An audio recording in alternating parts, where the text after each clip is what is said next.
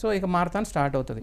4 o'clock లేవటం, 6 o'clock ఎయిర్పోర్ట్లో ఉంటాం, 9:30 కల్లా ఏదైనా స్నాక్ తినేసి 10:30 కల్లా వెళ్ళి సిబిఐలో పడతాం.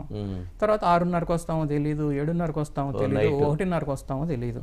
బయటకు వస్తాం, బయటకు వచ్చి అప్పుడు ఉన్న టికెట్ బుక్ చేసుకుని వచ్చి ఇంటికి పడతాం. ఇలా మీరు రమ్మన్న రోజులన్నీ నేను వచ్చాను కదా, నేను విట్నెస్నే కదా. అప్పుడు మీరు ఛార్జ్షీట్ ఫైల్ చేసుకున్నారు కదా, నా విట్నెస్ డాక్యుమెంట్స్ తీసుకొని ఛార్జ్షీట్ ఫైల్ చేశారు. అప్పుడు దానిలో ఏం రాశారంటే వంశీ గారు, April 21 నుంచి కాన్స్పిరసీ స్టార్ట్ అయింది అన్నారు. అయిపోయింది.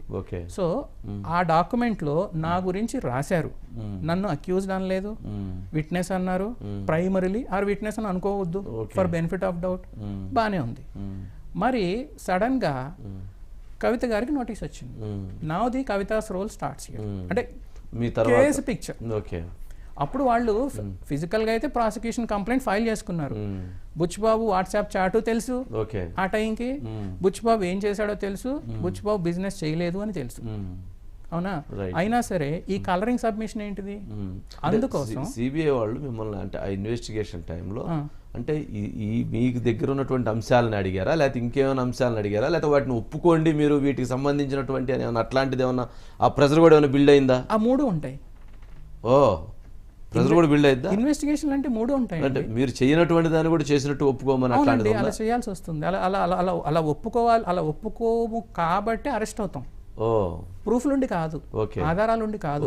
అరెస్ట్ చేసినప్పుడు ఏం చెప్తారండి, ఇన్వెస్టిగేషన్ కోఆపరేట్ చేయట్లేదు అంటాడు. ఇన్వెస్టిగేషన్ కోఆపరేట్ చేయట్లేదు అంటాడు. మీరు కోఆపరేట్ చేయలేదు? ఎప్పుడు చేయట్లేదు, నోటీస్ ఇచ్చిన రోజులు పోతానే ఉన్నాం కదా.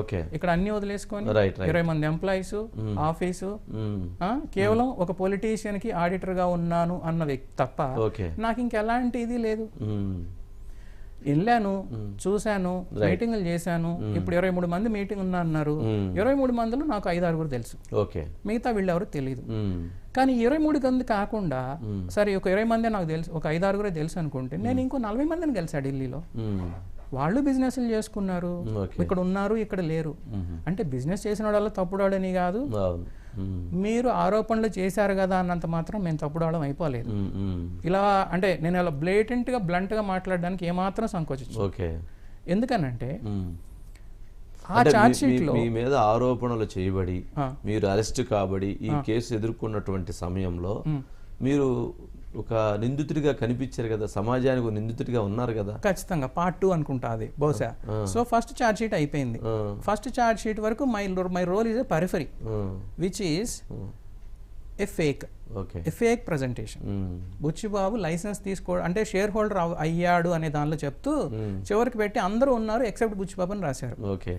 ఇంకా మన మీడియా వాళ్ళు మరీ ఆగాయితం, వాళ్ళకేంటంటే సెన్సేషన్ మసాలా కావాలి. ఏమవుతుంది, అంతే కదా. ఇప్పుడు ఎలా అయిపోయిందని అంటే మిమ్మల్ని అంటున్నానని కాదు కానీ మీడియా వాళ్ళు ఏమైనా సిబిఐ రోల్లోకి వచ్చారు, సిబిఐ వాళ్ళు ఏమైనా మీడియా రోల్. ఎగ్జాక్ట్లీ. మీరు మినీ ట్రైలే కండక్ట్ చేసేవాళ్ళు. అసలు ఎలా చెప్పేవాళ్ళు అంటే అసలు నాకు నవ్వు వస్తా ఉండేది. అసలు జరిగిన దానికి దీనికి ఏమన్నా అర్థం ఉందా, అసలు పాయింటే లేదు, అసలు బేస్లెస్. సో అట్లా అయిపోతా వస్తుంది.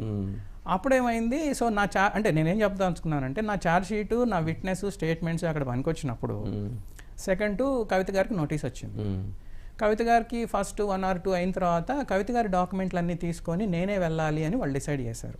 కవిత గారు అన్నారు నువ్వైతే బాగా రిప్రజెంట్ చేయగలుగుతావు, అలో కూడా నిన్నే పంపమన్నారు, so that he can run through the periphery అని అన్నారు. అని చెప్తే నేను కొంచెం రెసిస్ట్ చేశాను. నేను ఆల్రెడీ వెళ్ళొచ్చాను 15 రోజులు